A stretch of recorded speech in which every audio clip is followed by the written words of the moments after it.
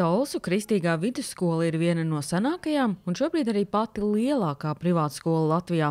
To savulaik izveidoja jauna izmisusi māma kā solījumu dievam, lai viņas slimajai meitiņai būtu vieta, kur mācīties. Tolaik neviens par iekļaujošo izglītību vispār nerunāja, un mēs patiesībā bijām celmlauži šajā jomā Latvijā.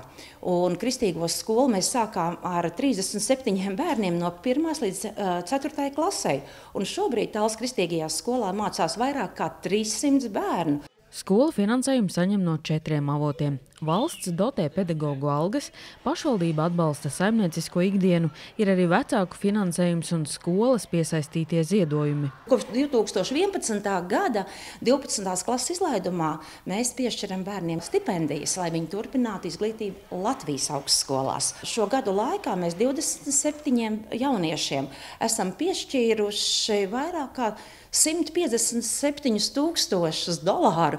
Talsu Kristīgā vidusskola ir apliecinājums privātās partnerības iespējām, uzbūvējot skolas kompleksu. No ekonomiskā viedokļa Latvijai būtu izdevīgi, ka visas skolas būtu privātas skolas, jo tas princips nauda seko bērnam ir ļoti racionāls un praktisks princips. Visu pārējo, kas ir nepieciešams skolas attīstībai, celtniecībai, materiāla tehniskās bāzes uzturēšanai, taču sedz šie privātie investori vai vecāki, un nodokļu maksātāja nauda netiek tērēta. Viss skaisti, taču pat Latvijas lielākā privātskola nespēs izpildīt nepieciešamo skolēnu skaitu. Privātskolas norāda, ka jau sākotnēji dibinātas ar citu mērķi – vēlmi pēc mazām klasēm un individuālu pieeju. Vecāki tās izvēloties alternatīvās pieejas, šajā gadījumā arī kristīgo vērtību dēļ. Turklāt tām arī kvalitatīva izglītība un mācību sasniegumi virs vidējā līmeņa valstī. Šīs mazās skolas bagātina Latvijas izglītības sistēmu, jo viņas izpilda kaut ko citu, ko valsts un pašvaldība nenodrošina. Privātu skolas spektrs ir ļoti dažāds, ar kristīgo novirzienu vien aptuveni 5. Dažādi arī maksas skolās, sākot no dažiem 10 līdz pat vairākiem €100.